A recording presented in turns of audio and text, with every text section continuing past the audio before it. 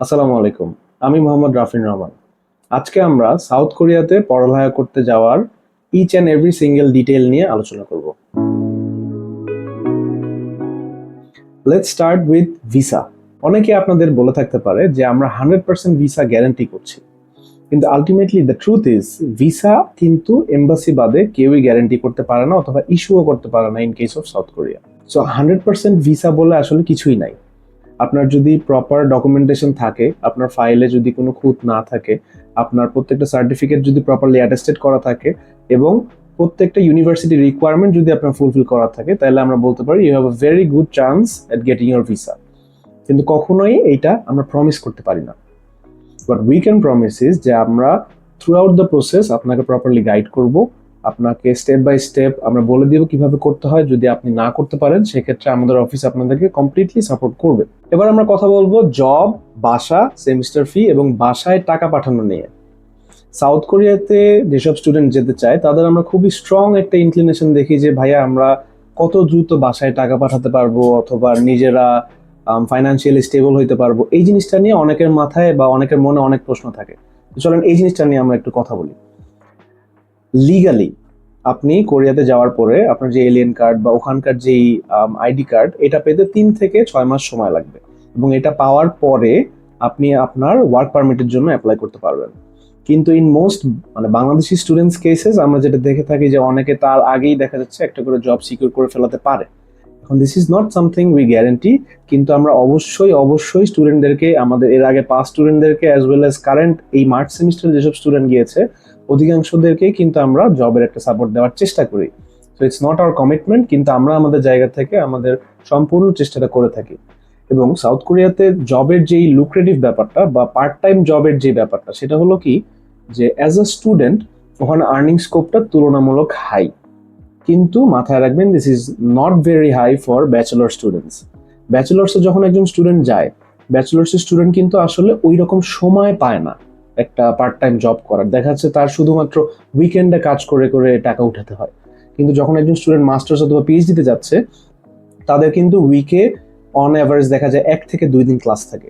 So 1 থেকে 2 দিন ক্লাসের পরে they get ample amount of time, যেটাতে তারা পার্ট টাইম জব করবে বা বিভিন্ন কোম্পানির সাথে কাজ করবে বা বিভিন্ন রেস্টুরেন্ট বলেন বা কনভিনিয়েন্স স্টোর বলেন বা 7-Eleven বলেন, এখানে কাজ করে থাকে। সো যারা মাস্টার্স এবং পিএইচডিতে যাচ্ছে তাদের জন্য জব অপরচুনিটিটা শুরু থেকেই একটু ভালো। অ্যাজ ওয়েল অ্যাজ সাউথ কোরিয়াতে পার্ট টাইম জবের জন্য আপনার যদি ওয়ার্ক পারমিট থেকে থাকে, মিনিমাম ওয়েজটা কিন্তু তুলনামূলক অনেক ভালো। সো দেখা যায় যে একজন স্টুডেন্ট যখন আর্ন করা শুরু করে, তো তখন তার নিজের হাউজিং অ্যাজ ওয়েল অ্যাজ হাত খরচ সে নিজে ওখান থেকে বিয়ার করতে পারে। কিন্তু এটা মাথায় নিলে চলবে না যে আমি যাওয়ার সাথে সাথে প্রচুর পরিমাণে টাকা কামাবো এবং আমি প্রথম মাস থেকে আমি হয়তো বা আমার ফ্যামিলিকে কিছু ফেরত দিতে পারবো। এটা আসলে কিছুটা আনরিয়ালিস্টিক।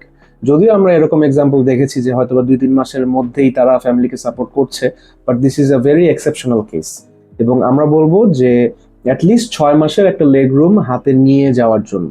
6 মাস যে আপনি কোনো ধরনের ফিডব্যাক দিতে পারবেন না এবং এবং আপনার নিজেকে গুছায় নিতে সময় লেগে যাবে, এই মাইন্ডসেটটা নিয়ে যাওয়াটাই বেটার। আচ্ছা, এবার আসি সেমিস্টার ফি এর কথা। সেমিস্টার ফি আপনারা যদি আইএলস দিয়ে যান, in that case in most universities 5.5 থেকেই আপনার কিন্তু একটা স্কলারশিপের একটা অ্যামাউন্ট তারা দিয়ে থাকে। সেটা হইতে পারে 40%, 50% বা 60%, depending on your overall profile. এই স্কলারশিপটা অনেক ক্ষেত্রে ইম্পোজ করা হয়।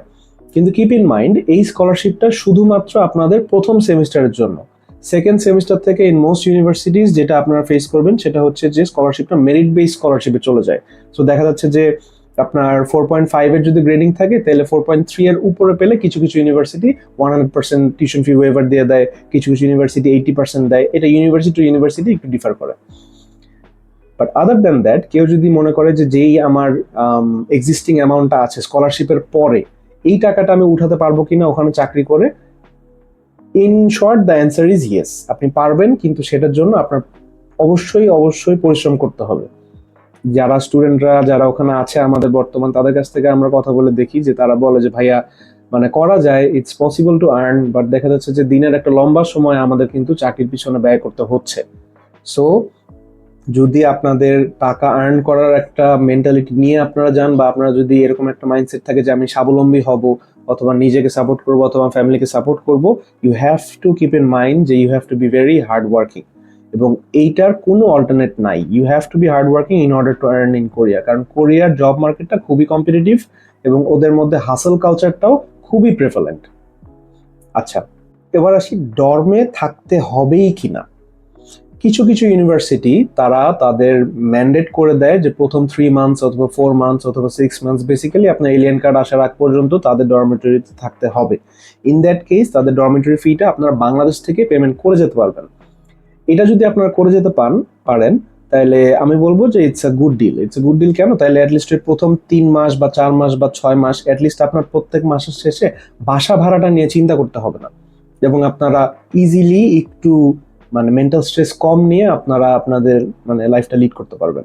বাট অল্টারনেটিভলি যদি আপনাদের ইউনিভার্সিটি ডর্ম না থাকে অথবা আপনাদের ইউনিভার্সিটি যদি ডরমিটরি ইম্পোজ না করে আপনাদের উপরে, আমরা যেসব ইউনিভার্সিটির সাথে কাজ করি অধিকাংশ ইউনিভার্সিটি কিন্তু তারা ডরমিটরি অফার করে স্টুডেন্টদেরকে, অ্যাজ ওয়েল অ্যাজ স্টুডেন্ট যদি বাইরে কোথাও থাকতে চায় সেটা অফার করে। সো এবার আসি, যদি একটা স্টুডেন্ট বাইরে থাকতে চায় অ্যাপার্ট ফ্রম ইউনিভার্সিটি ডরমিটরি, তাহলে তার করণীয় কি? এই মার্চ ইনটেকের এক্সাম্পল যদি আমরা দেই, আমরা আমাদের গাছন ইউনিভার্সিটি এবং আরো কয়েকটা ইউনিভার্সিটির প্রত্যেকটা স্টুডেন্টকে আমরা হাউজিং এনশিওর করে তারপরে বাংলাদেশ থেকে ফ্লাই করিয়েছি, উইচ মিনস তারা ওখানে যে এয়ারপোর্ট থেকে কোন হাউজিং এ এবং কোন জায়গায় যে থাকবে, অ্যাজ ওয়েল এস তাদের একটা বেসিক ফুডের ব্যবস্থাও আমরা কিন্তু এখান থেকে করে দিয়েছি। অ্যান্ড ব্যবস্থা করে দিয়েছি ডাজন্ট মিন যে we paid for it, they paid for their own rent এবং তাদের ওন ফুড, আমরা এই ব্যবস্থাটা করে দিই। ইউনিভার্সিটি ডরমিটরিতে বাদে যদি আপনি থাকতে চান, there are many goshiwon in Korea, in Seoul and in other parts of Korea, যেখানে আপনি এটা একটা হোস্টেলের মতো, আপনি ওখানে যে মাসিক টাকা দিয়ে দিয়ে থাকতে পারবেন। অ্যাপার্টমেন্ট যদি আপনি কোথাও নিতে চান, অ্যাপার্টমেন্টে একটা সমস্যা থাকে কি অধিকাংশ সময় একটা বড় অ্যামাউন্ট ডিপোজিট দিয়ে রাখতে হয়, সো এটা আসলে অনেক বড় একটা বার্ডেন হয়ে যায়। তো এর থেকে আমি মনে করি যে ইনিশিয়ালি আপনি যখন কোরিয়াতে যাচ্ছেন you can go for a goshiwon. আমরা নিজেরও স্টুডেন্টদেরকে জন্য মানে অ্যারেঞ্জ করে থাকি। স্পেশালি দেখা যাচ্ছে যে ইউনিভার্সিটি আশেপাশে ওয়াকিং ডিস্টেন্সের মধ্যে হয়তো বা 1-1.5 কিলোমিটারের মধ্যে আমরা স্টুডেন্টদের জন্য যাতে সবাই একসাথে থাকতে পারে এবং একটা সাপোর্ট সিস্টেম হিসেবে কাজ করতে পারে, আমরা স্টুডেন্টদের জন্য গোশিওন হোক বা ডরমিটরি হোক অ্যারেঞ্জ করে থাকি।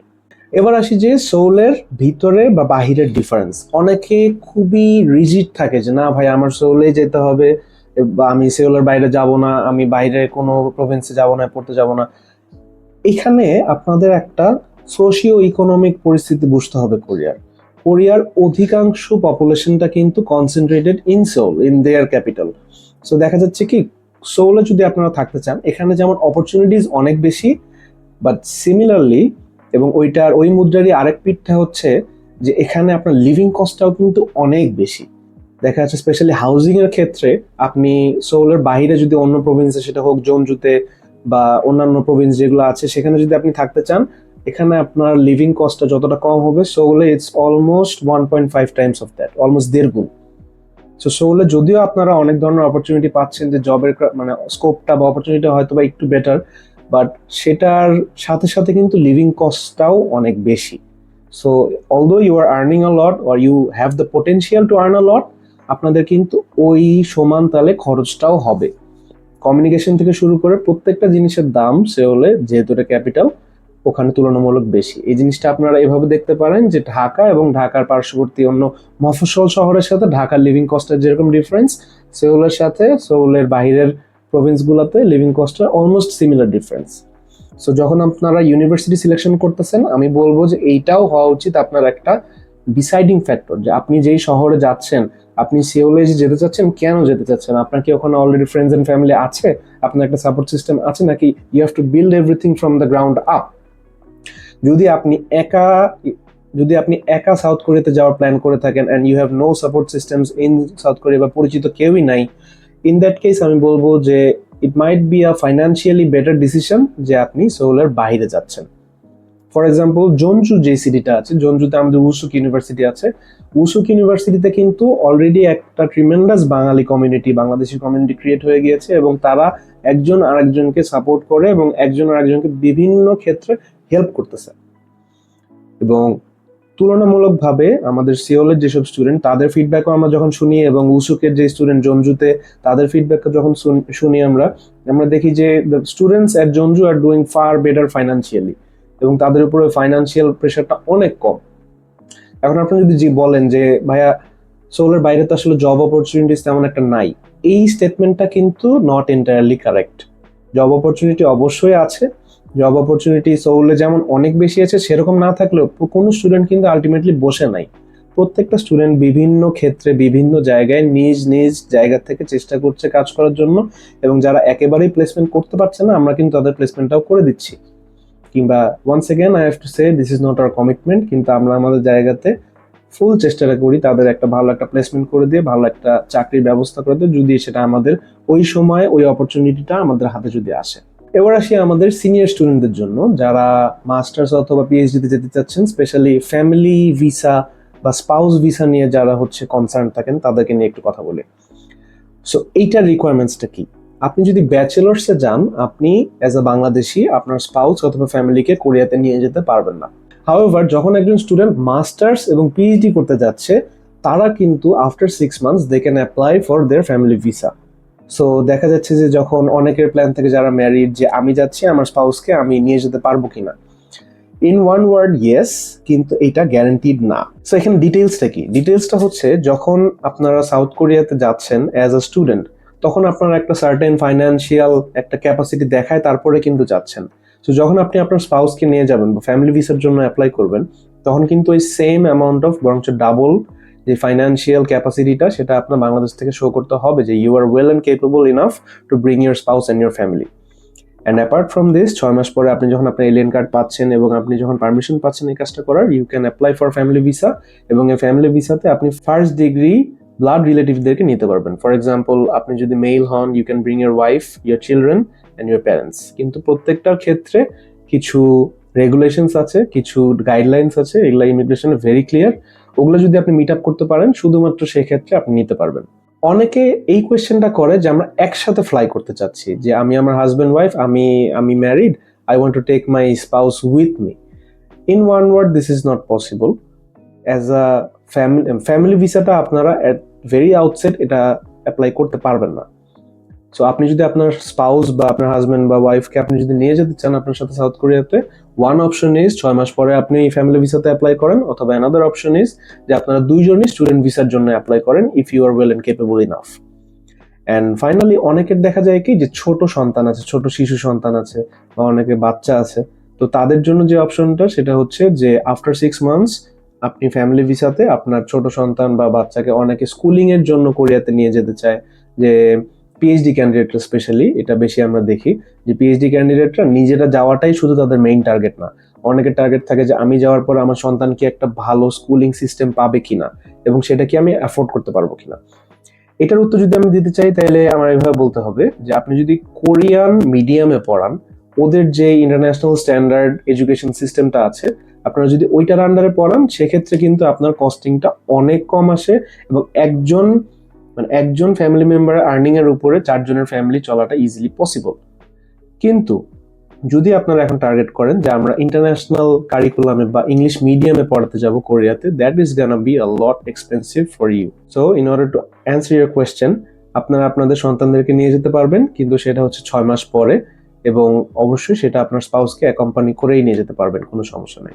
এবার আমরা যে কোয়েশ্চেনটার উত্তর দিব সেটা আরেকটা one of the most asked and most frequently asked question, সেটা হচ্ছে কোরিয়াতে যেতে হলে আমার কোরিয়ান শিখে যাওয়া লাগবে কিনা।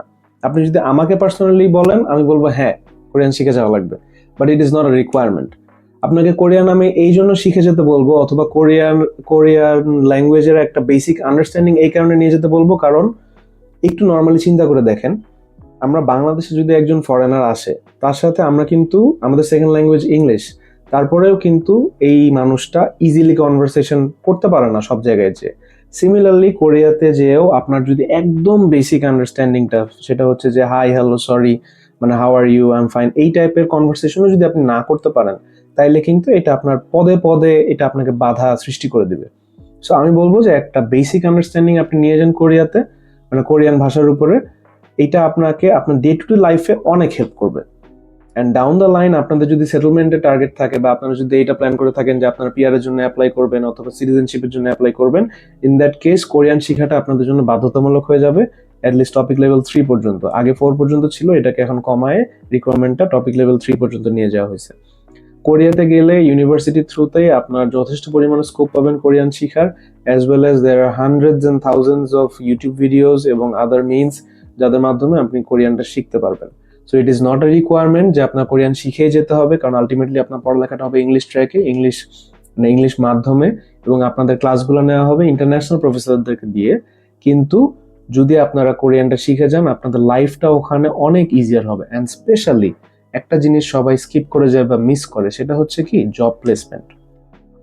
যখন একজন ক্যান্ডিডেট কোরিয়ান পারে এবং একজন ক্যান্ডিডেট কোরিয়ান পারে না, এই দুইজনের মধ্যে কম্প্যারিজনটা হয়, always the person who can speak Korean will get the upper hand.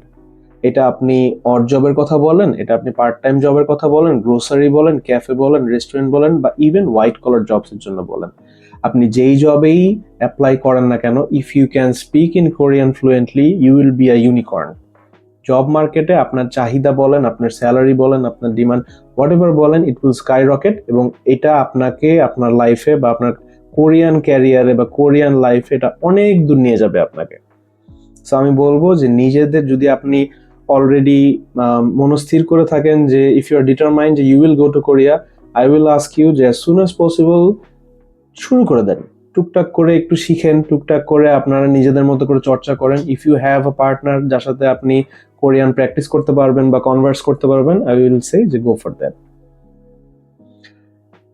And lastly সবচেয়ে ইম্পর্টেন্ট যে টপিকে আসি, সেটা হচ্ছে এই সেমিস্টারে আপনার রিজেকশন আছে অস্ট্রেলিয়া থেকে, এই সেশনে আপনার রিজেকশন আছে অন্য একটা ইউরোপিয়ান কান্ট্রি থেকে, will you be able to apply for Korea? The answer is yes. Korean immigration is bothered about visa rejections from Korean immigration. So আপনার যদি ইউরোপে রিজেকশন থাকে, অথবা আপনার যদি অস্ট্রেলিয়াতে রিজেকশন থাকে, অথবা ফার্স্ট ওয়ার্ল্ড অন্যান্য কান্ট্রিগুলোতে যদি রিজেকশন থাকে, and if the reason for rejection is not something hard line, for example আপনার ফেক ডকুমেন্টস বা এই টাইপের কোনো অপরাধের জন্য যদি আপনার রিজেকশন না থেকে থাকে, in that case you can easily apply for Korea and you can easily get your visa on top of that rejection. এটা আপনাকে এফেক্ট করবে না। কিন্তু এই ক্ষেত্রে আমি আপনাদেরকে বলবো যে অ্যাজ সুন অ্যাজ পসিবল যাদের আপনাদের রিজেকশন আছে অন্যান্য দেশ থেকে, আপনারা আপনাদের ফাইলটা গুছান।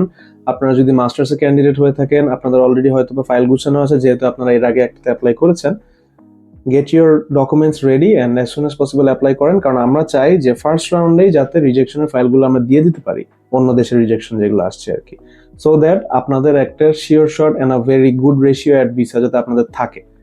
কারণ যত আপনারা ডিলে করবেন, আপনারা যদি সেকেন্ড রাউন্ড থার্ড রাউন্ড পর্যন্ত যদি ওয়েট করতে থাকেন, তখন সিটটা লিমিটেড হয়ে যায় এবং তখন অ্যাপ্লিকেন্টসের সংখ্যা অনেক বেড়ে যায়, যেটার কারণে তখন ইমিগ্রেশন কোনো একটা ছোট ইমিগ্রেশন শুধু না, ইভেন ইউনিভার্সিটি খুব মাইনর ইস্যুর জন্য স্টুডেন্টদেরকে বাদ দিয়ে দেয়। সো যেখানে ফার্স্ট রাউন্ডের স্টুডেন্টদেরকে অলমোস্ট 100% স্টুডেন্টদেরকে তারা নিয়ে নিচ্ছে, সেকেন্ড এবং থার্ড রাউন্ডে কিন্তু এটা আস্তে আস্তে কমে। সো আমি বলবো আপনাদের যদি ফাইল রেডি করা থাকে, as soon as possible please come to our office এবং আপনার ফাইল প্রসেসিংটা শুরু করে দেন। আমাদের কোনো ফাইল ওপেনিং চার্জ নাই। আমরা যেটা অ্যাপ্লিকেশন ফি এবং ডিএইচএল করতে হয়, এই দুইটার যে ফি আছে এটা অ্যাড অ্যাকচুয়ালটা নিয়ে থাকি। এবং আপনার file are you eligible for Korea or not এটা জানতে হলে অবশ্যই আমার ফেসবুকে অথবা আমাদের হোয়াটসঅ্যাপ নাম্বারটা নিচে দেওয়া আছে, আপনি নক দেন এবং এই ফাইলগুলো পাঠায় আপনি জেনে নেন অফিস থেকে যে are you eligible for Korea or not. এবং আমাদের অফিসে যে বাকি যে কাউন্সিলররা আছে ওনাদের সাথে কথা বলে if you are not satisfied, অথবা আপনার যদি মনে হয় যে আপনার আরো ইনফরমেশন দরকার বা আমার সাথে পার্সোনালি কথা বলা দরকার, ওনাদেরকে বললেই হবে যে আমরা রাফিন ভাইয়ের সাথে কথা বলতে চাচ্ছি, ওনাকে একটু প্লিজ মিলাই দেন। I will personally call you এবং আমি আপনার ফাইলটা নিয়ে ব্যক্তিগতভাবে ডিল করব। সো আপনারা যারা একটা ইজি এক্সিট টুয়ার্ডস আ ফার্স্ট ওয়ার্ল্ড কান্ট্রি চাচ্ছেন, অথবা যাদের এরকম প্ল্যান আছে যে আমি একটা জায়গায় যাই, সেখানে একটা ডিগ্রি করে then I can move to Europe বা দ্য ওয়েস্টার্ন হেমিস্ফিয়ার, আমি বলবো South Korea is a very good deal for you guys. এবং আপনাদের as soon as possible apply করা উচিত। আপনাদের যদি প্রায়র রিজেকশন থাকে অন্য দেশ থেকে, that is still not an issue. আপনারা আমাদের ফেসবুক পেজে অথবা হোয়াটসঅ্যাপে, স্পেশালি আমার হোয়াটসঅ্যাপ নাম্বারটা নিচে দেওয়া আছে, please reach out. We are almost available all the time. কিন্তু আমাকে অবশ্যই অগ্রিমভাবে ক্ষমা করবেন, কারণ সবার মেসেজে একসাথে আসলে রিপ্লাই দেওয়া যায় না, যেটার কারণে অনেকের সাথে দেখা যাচ্ছে যে কমিউনিকেশন একটা গ্যাপ পড়ে যায় বা একটা ব্যাকলগ চলে আসে। Sorry for that from the beginning. এবং as soon as possible I will get back to you and I will help you complete the entire journey from the beginning to the flight. এবং শুধু flight না, two be honest, আমরা আমাদের স্টুডেন্টদের সাথে ফ্লাইটের পরেও ফুল টাইম কানেক্টেড থাকি এবং অনেকের সাথে এটার কারণে আমাদের একটা লং স্ট্যান্ডিং রিলেশনশিপ হয়ে গিয়েছে। টু বি অনেস্ট, জিনিসটা কি, আমিও চাই যে আমি কোরিয়াতে ঘুরতে গেলে যেন আমি আমাদের স্টুডেন্টদের সাথে দেখা করতে পারি, তাদের সাথে যে কোথাও সাথে বসে থেকে আমি কথা বলতে পারি এবং তাদের বাসাতেই যেন আমি যে উঠতে পারি। আমি চাই না যে আমি কোরিয়াতে যে কখনো হোটেলে উঠতে হোক। সো এই মাইন্ডসেট থেকে আমি বলবো যে I want all of our students to shine very much in their lives, এবং আমি চাই যে আপনাদের একটা খুব সহজ এবং ইজি এবং ট্রান্সপারেন্ট একটা জার্নি যাতে আপনাদের হয় towards your dreams. So delay করেন না কাইন্ডলি, টাইম খুব একটা বেশি নাই, অ্যাজ সুন অ্যাজ পসিবল, ঈদের আগে হোক পরে হোক আপনাদের ফাইলগুলো গুছায় আর রিলা স্টাডি আপডেটে চলে আসেন। আমি এখানে সপ্তাহে 6 দিন বসি। You guys are always welcome to visit us. Thank you.